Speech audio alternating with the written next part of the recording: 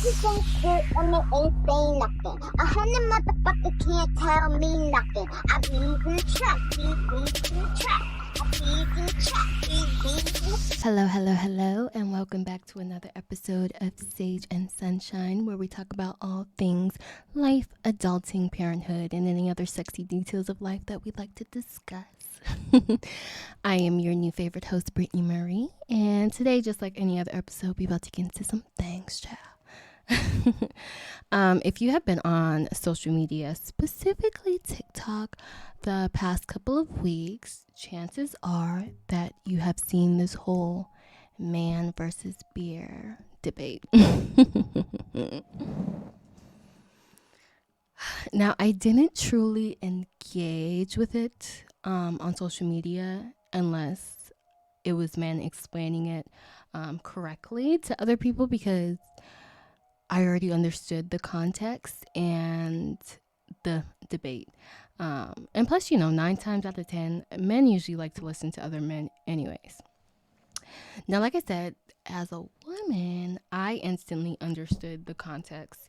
Of course, there will be some stragglers that are too dense in the head to actually want to understand, men and women alike. But luckily my TL didn't show me too much of that, because I'm not into rage baiting, okay? Either you get it or you don't. Anywho, it got me thinking beyond myself as a woman in this world, but as a mother to a young man, he's not a man yet, oh my gosh, a young boy in this world, where many women are inherently scared, anxious, uneasy around men as the whole gender. And although I understand being a mother of a young boy, it terrifies me. But before we continue, honey, let's drink. We have, I think, a sweet lolly wine. Sweet lolly wine. The sweet twist, it's 17%. It says luscious sweet red wine blend with a vibrant finish. I've never heard of this. I feel like I've seen this bottle before, but I really can't be too sure. It says notes of punchy fruit and a rush of sweetness. I love how this is literally the only time that I get to have a drink. Because I'm not a drinker.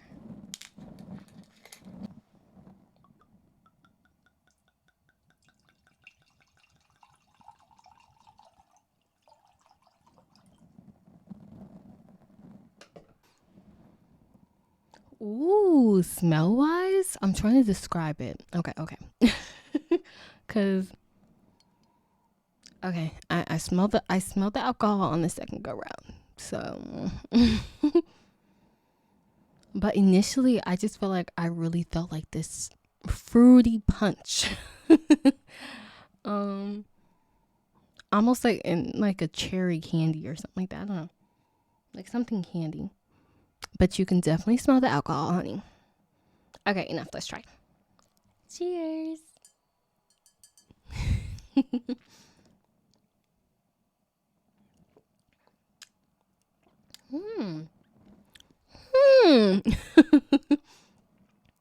Pleasantly surprised. Let's see what it reminds me of.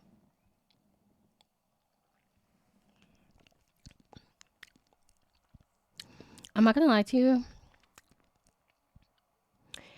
It has like a hint of like cough syrup. But it also tastes like fruit juice. It tastes like fruit juice, and like maybe you get like a hint of cough syrup. You really don't get like a strong alcohol taste. I feel like the strong alcohol taste is actually like the medicine taste that I'm tasting, if that makes sense.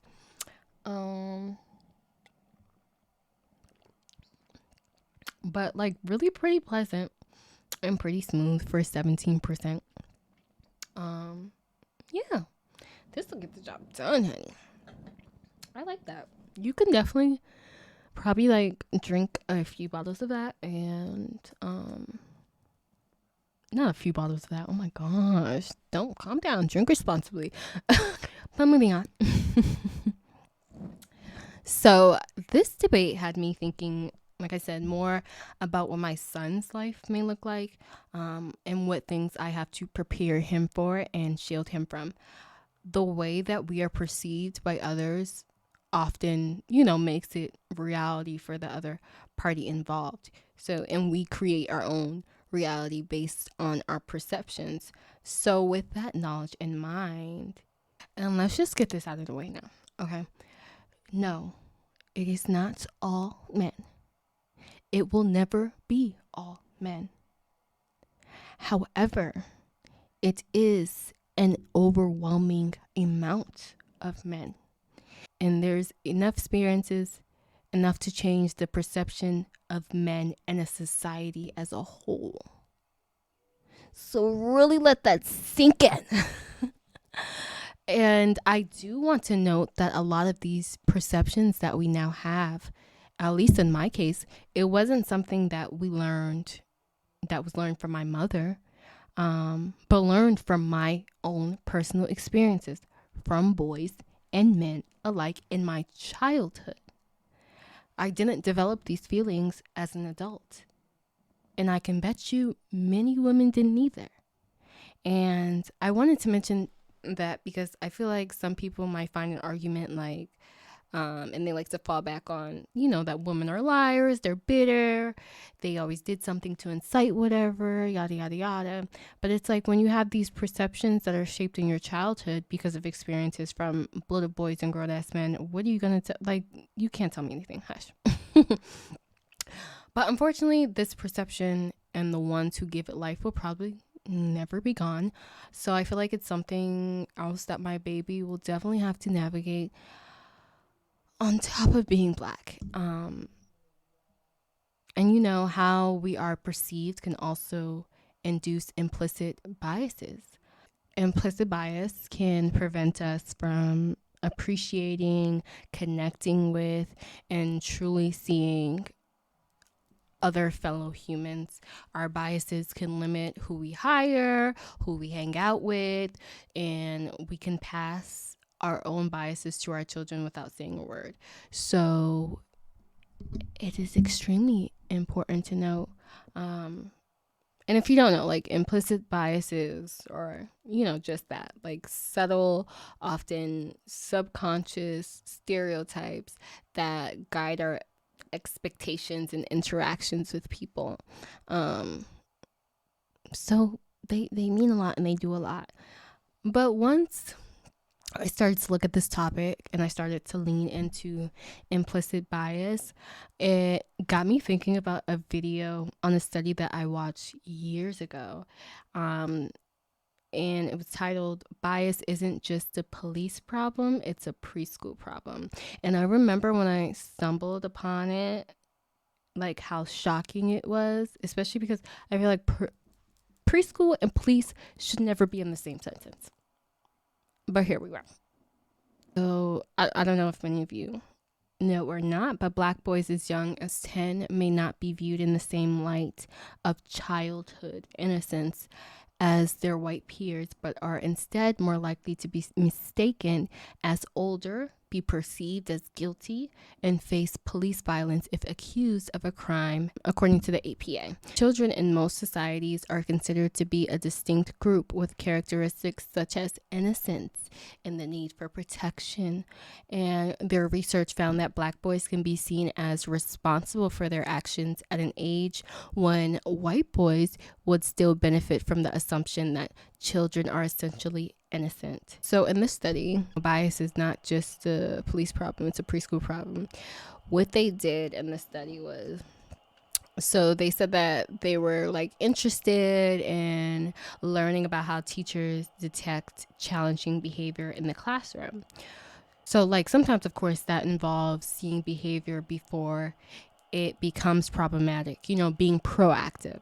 They told them like, oh, like the video segments you're going to view, they're like of preschoolers engaging in various activities. And, some clips may or may not contain challenging behaviors, but their job is to look at that and to press the enter key on the keypad every time they see a behavior that they think could become a potential challenge. And by doing this, what they found was exactly what they had already expected. It says that teachers looked more at Black children than they did at white children, and then they looked specifically more at the African American boy. And also during engaging in this topic, it made me go back and think about how we handled Black students and little Black boys in the classrooms that I was teaching in a predominantly white or other races were, you know what I mean? And it really did get me thinking about how much leeway and how much gentler and how much more patience was allotted to the white children. Now looking back, I did think of a Black boy who was, quite disruptive and things like that, but I think that if he had a certain type of teacher in the one-on-one time and attention and patience and just certain things that all kids need eventually, you know what I mean? I think that he could have really excelled, and his perception of him and like other children that look like him would probably be a lot different. I feel like he was sent home quite a lot in comparison to other students who had done more, in my opinion. So I've seen things like this firsthand, not really thinking anything of it until I'm looking back. Hindsight is 2020. From the U.S. Department of Education, Black children are 3.6 times more likely to be suspended from preschool than white children. So, and just to put it another way, Black children account for roughly 19% of all preschoolers, but nearly half of preschoolers who get suspended. That is a crazy disparity. They even found like if the race of the teacher and the child were different, and the teacher during the test received this background information, it showed that severity rates skyrocketed. So once the teachers were told or were given the information that in these scenarios, like the kid is Black, say whatever, and the teacher's white, so there's a difference in race. If there was a difference in race or background, they would give more severe consequences. Crazy. And they also felt like basically they were hopeless. The kids were hopeless. Like there was nothing that they could do. And again, now that I'm saying this out loud, it makes me think back to that little boy and other people that I've watched. That's the vibe that it always gives in comparison to the white children in my case. Like that is exactly the vibe that it gives. It gives that they're hopeless. There's nothing that you can do to help them. You're at your wits' end. Just send them off. Just get them out of here. But the white children, it's a different approach. It's not like, oh, this is hopeless, they're never going to change. There's a lot more patience. There's a lot more effort. And it's crazy that we know this, but I don't feel like there's anything actively put in place to prevent this. We're all going to have implicit biases. However, the rate at which children are getting expelled and like the severity of consequences and things like that need to be consistent among all boards. And clearly it's not. I mean, we know of the information, but clearly we're not doing anything because this was umpteen years ago. I've been in the class, sir. I'm not that damn old. So I feel like this needs to be an active, we need to be proactive, not reactive. It's great that we have the data. Now, what are we going to do to change the trajectory of that? And quickly. This is why I don't even know why.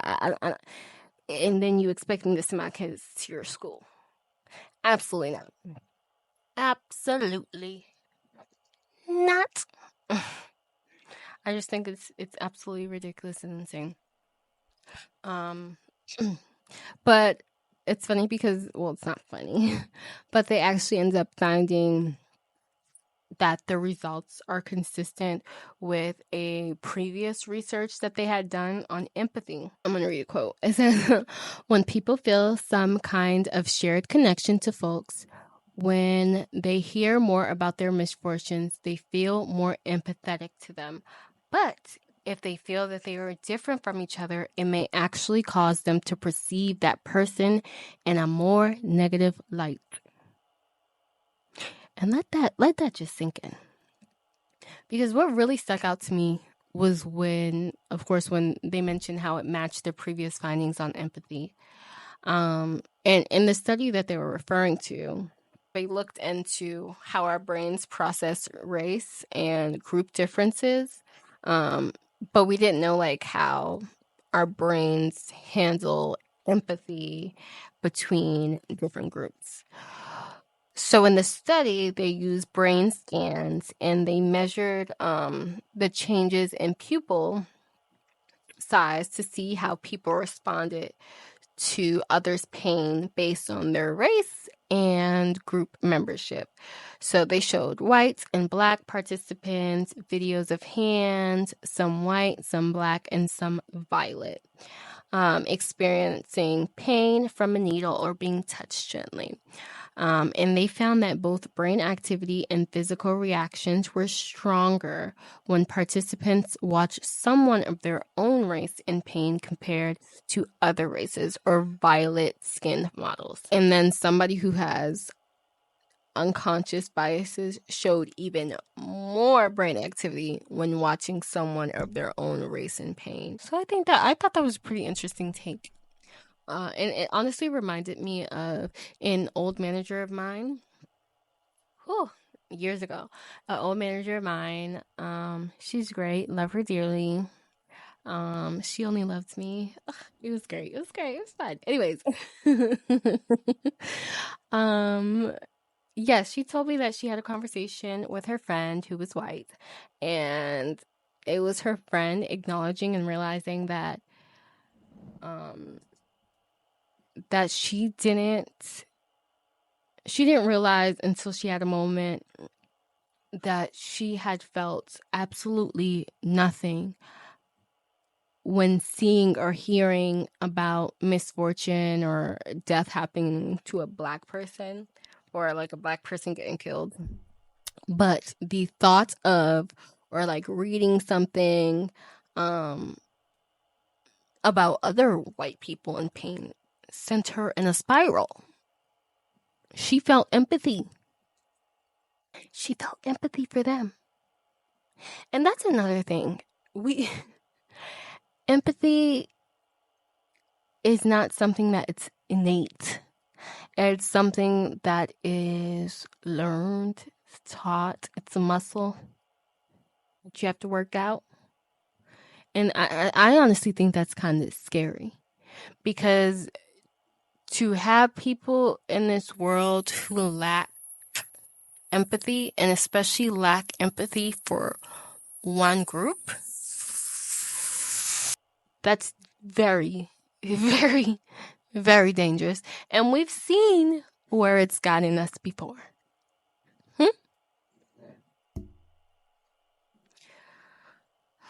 But I digress because this may be shocking to some. But if you truly think about it, not so much. Especially those of us who remember seeing those videos of the children with the dolls. They had the white dolls and the black dolls, right? And they were asking them questions, and it was like all the time, regardless of race, they attributed positive characteristics to the white doll, and it was more preferred, etc. So think about how that implicit bias will continue to shape them and their actions, and how young, like that little switch of self-hate can be turned on, and like when you notice as a child the differences, you know what I mean? And I say all that to say it hurts to think that my baby boy can be a baby, a child, but won't necessarily be seen that way to everyone. These boys have no childhood. They are adultified, hypersexualized, emotionally unregulated and repressed, etc. Like, I don't even want to go on. Like, their adultification is different to those, of us girls, because they are not adultified in the sense of like they're expected to do things like running the household, child rearing, cooking, cleaning, homework. But he may be expected to represent the household in a certain way. We've all, heard, "Oh, you're the man of the house." And it's so hilarious to me how women will be so happy to say, "Oh, man of the house," but you'll never fix your lips to say woman of the house, huh? When your daughter is usually contributing more. Now clock that tea. Why can't there be a woman in the house or a second woman in the house, huh?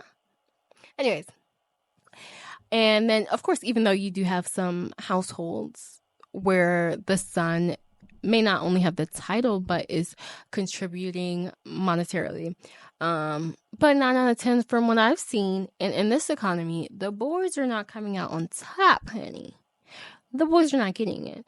The boys get the title of the house, will get the title man of the house, and don't even be in the damn house. But his sister that is stuck in the damn house, tending to it, and the children that ain't hers, and still giving up her little money that she's getting from her job while going to school. Sick. But the boys will be loved, and they will be uplifted, and they will be regarded as basically innocent and can't do no wrong. Regardless of any wrongdoings and the lack of presence or involvement with the family. Oh, baby, that boy he can't do no wrong. Anyway. People who essentially feel like their boys can do no wrong. I think that's why we have the saying "Oh, boys are so easy. Boys are so easy," like that rhetoric. Because girls are seen usually as more expressive, emotional, hormonal. You would associate that to the girl. And so also we instantly think of them, of course, as combative. And of course, many parents don't like to be corrected, talked back to, and just like men don't like being told something from women. This country as a whole, has a certain disdain for women, and women included. It's a deep-rooted, deep-seated hate for women in this country.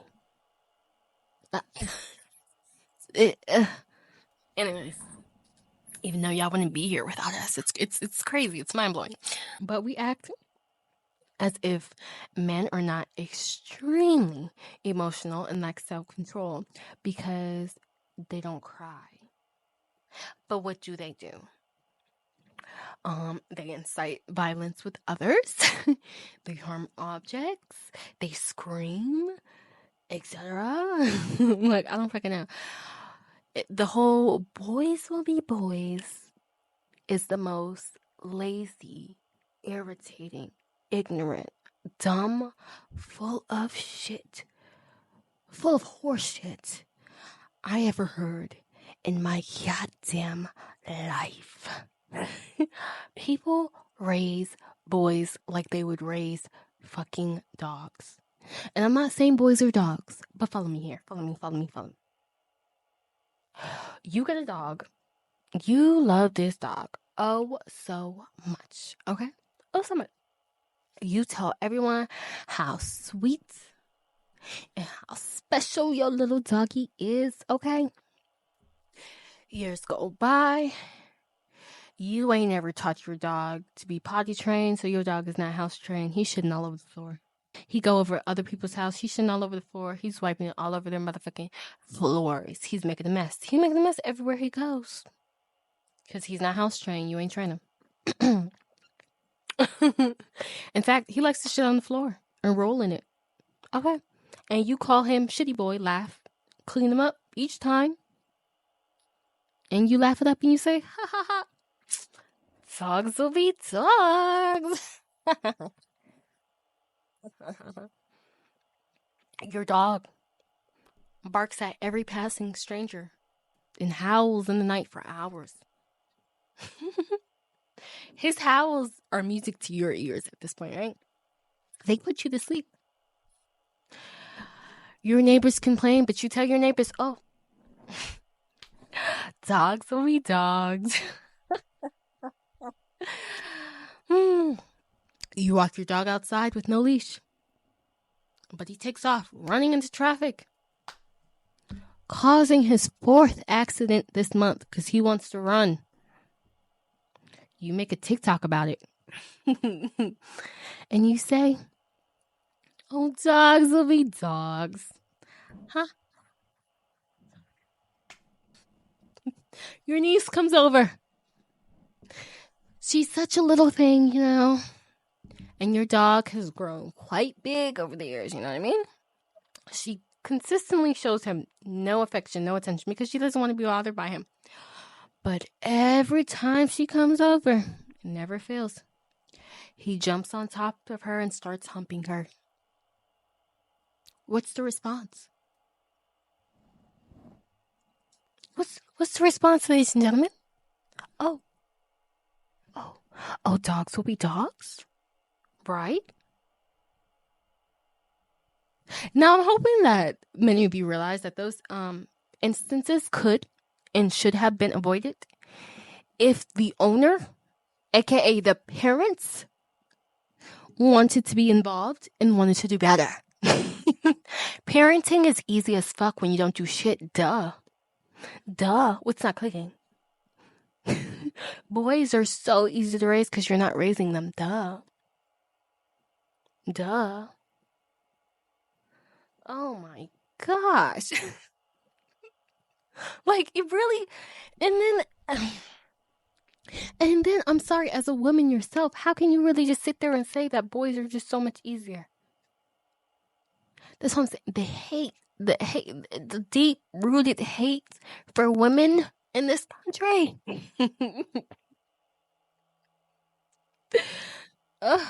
So, like, the whole gender war on this thing,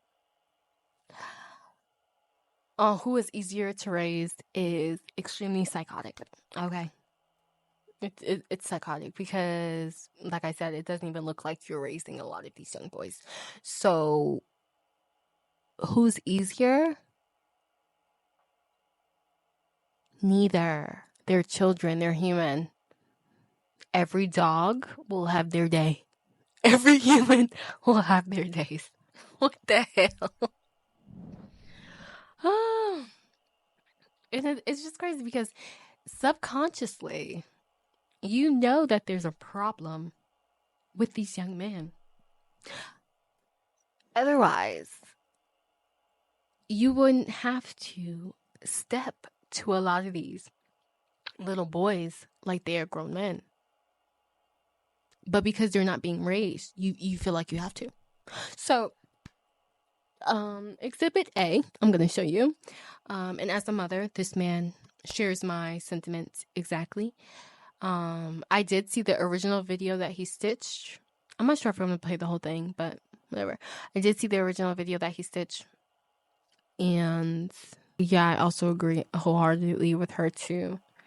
Because not my baby. But roll the clip. If we go to your house to pick your daughter up for prom and take pictures and stuff, and you, your brothers, your husbands, cousins, uncles, grandpas all want to come out the house with guns trying to approach my son and take pictures and all of that and try to be a threat or pose as a threat, me and my baby will be getting back in the car and going home. Fuck your daughter and fuck her prom. He's not going.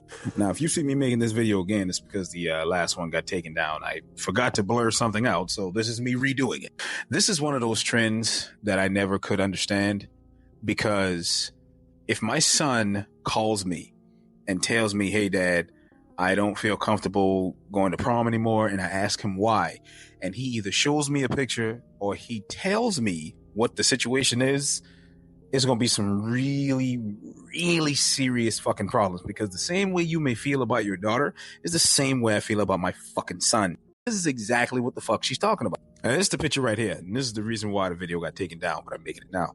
Now, behind that smiley face is a big ass gun.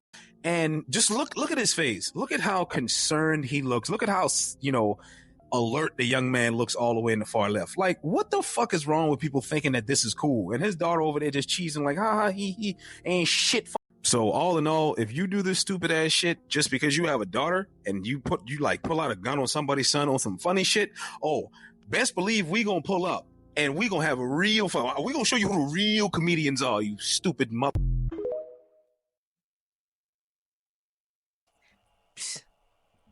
And that's that on that. And like I said earlier, like I completely understand the perception, but I do need everybody to be accountable parents, because it really does start at home. And I will be coming to yours if you ever fuck with Exhibit B.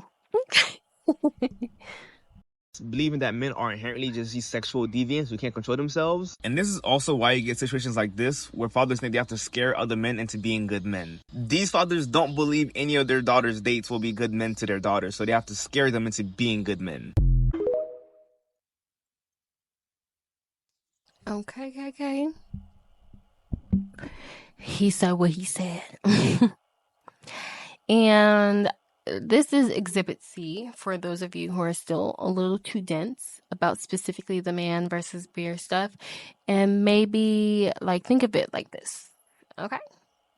Because this man did a good job of finding a synonym. Okay, so you're probably wondering why I'm out here in the woods alone. All right, I came out here for some clarity and to say that I think I have a greater understanding now about this whole man versus bear thing. Women, when they see me, are more likely to be afraid of me than a bear. Because how often do you see a bear? You're not really afraid of bear, but they see men all the time and they are afraid of them. And while that didn't make sense to me because I internalized it, I made it about me. Obviously, I'm out here in the woods. I'd much rather see a man than a bear, but that's me. I feel like I could defend myself against a man. I don't walk through the world afraid of bears. That's my perspective, but that's not a woman's perspective. So I tried to make it so how do I understand what women are saying? And it clicked to me when I said, you know what? Anytime I see a police officer as a black man, I'm afraid. In the back of my mind, I have a level of anxiety. If a police car pulls up next to me or is behind me, I have a very palpable fear every time until they drive away. I never want to encounter a police officer ever. If a police officer started walking through this woods, I would be afraid. Now, if I saw a bear, I'd have some fear. However, I know exactly kind of what's going on with the bear. But with a cop, I just don't know. I just don't know. Now, I have to be okay with the fact that a random woman seeing me might be afraid. I have to be okay with that and not take that personal. That's just her experience. I can't change how she feels. And all I can really do in my life is try to be a good man, be a good husband, raise good sons, teach my daughters to know what a good man looks like by being an example of one. That's all I can do. This random woman who's afraid of me, that's not on me. It's not on me. That's on her, and that's her journey, and that sucks for her. But I can't really do anything to change it. And I have to accept that, and because I do accept it, there's peace. I'll just try to be a good man like I've tried to be for the last 44 years. And that's what I'm going to do. Society sucks sometimes. And there are a lot of a-holes out there who have made women afraid of all of us. And that is a shame. So I try with every interaction I have with women to be an example of a good man. And that's what I'm going to do. I'm going to get out of these woods because I actually think I do hear a siren.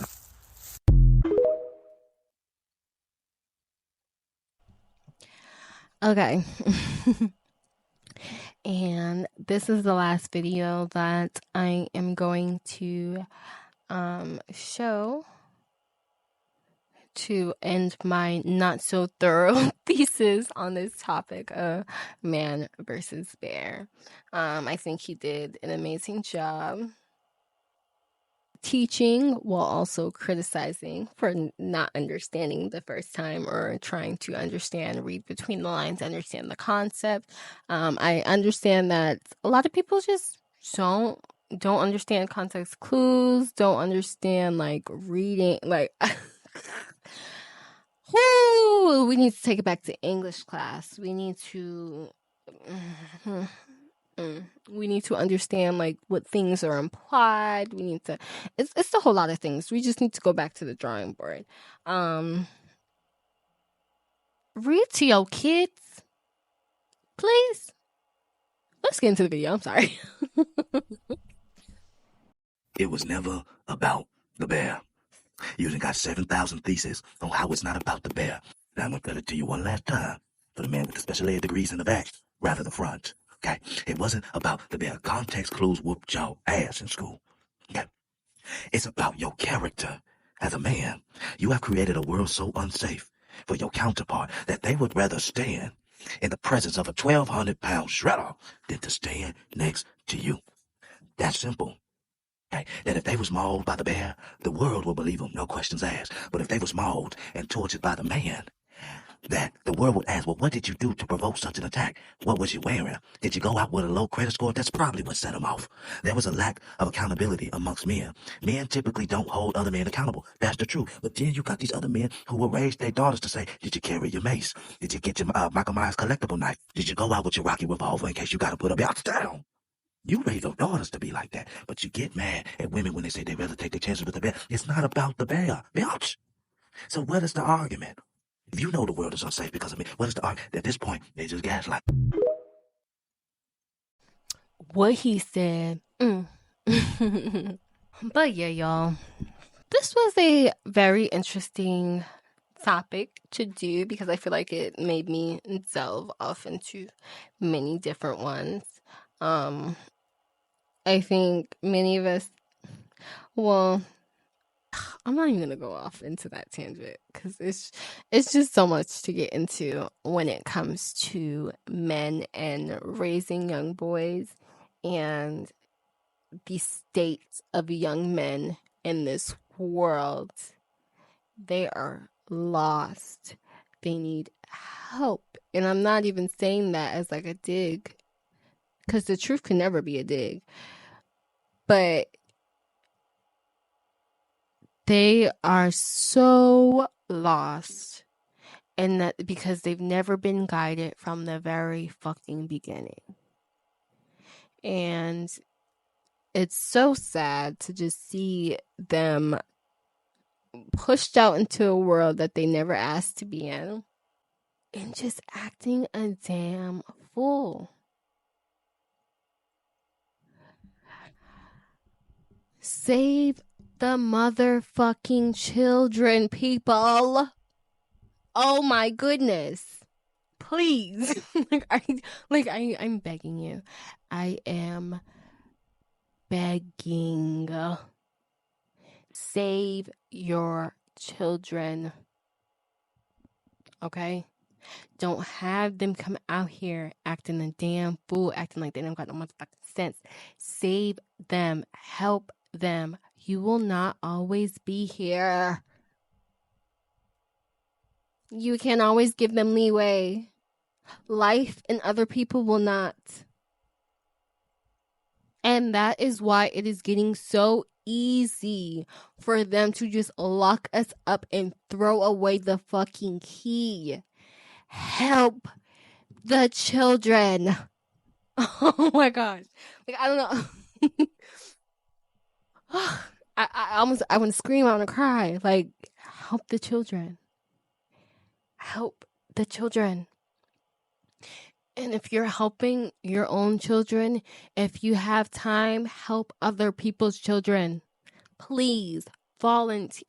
Anything. Your children, everybody else's children affects this world and this video game called life that we play. So get your players ready. Level them up.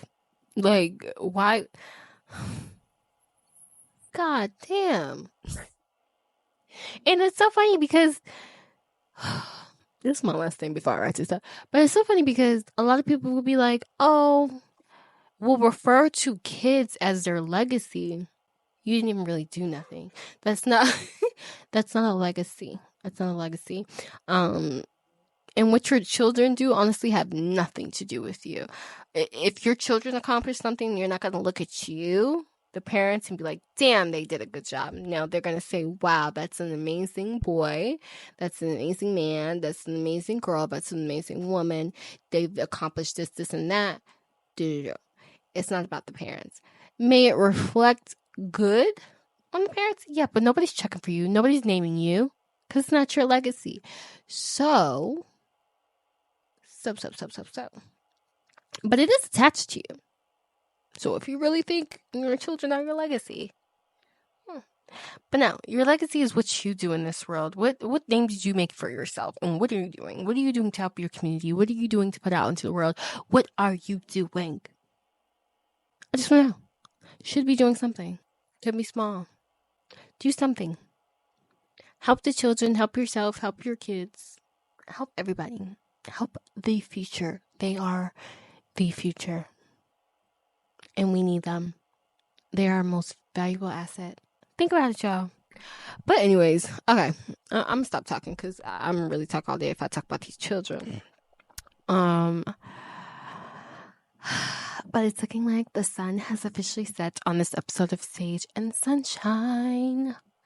Oh my God, let me not sing again. But the sun has officially set on this episode of Sage and Sunshine. And I would like to thank you so very much for taking the time out of your day to listen and join me. I hope that I've given you something to think about and just open your eyes to things maybe and made you want to get out there and help the children, help the community, help the future, make a difference somehow, some way.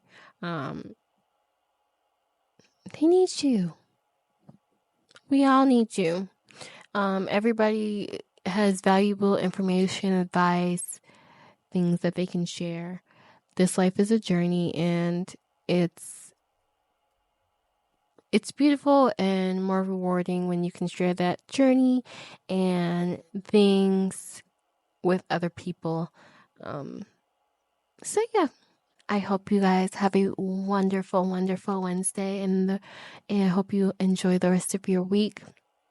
Oh yeah, Mother's Day is coming before my next episode. So happy Mother's Day to all the mothers, to all the future mothers. This is my first Mother's Day. I'm super excited. I am getting absolutely spoiled.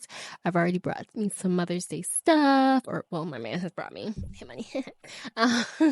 some Mother's Day stuff. And I really hope that it's super special, especially if it's their first one like me. But yeah, I hope all the moms feel special and go do something. Do whatever they want to do. Do absolutely nothing if that's what you want to do. But make sure that this day is about you. You deserve it. You need it. And if I need to, maybe I should add this as a service. If you need anybody cussed out, just send me their number and tell me why. And I'll cuss them out. I just feel like everybody needs to be cussed out every once in a while. But I said that specifically because if somebody acting up and not doing right on Mother's Day and they need to be cussed out, I'm definitely here. I'm really rambling because clearly I love talking to you.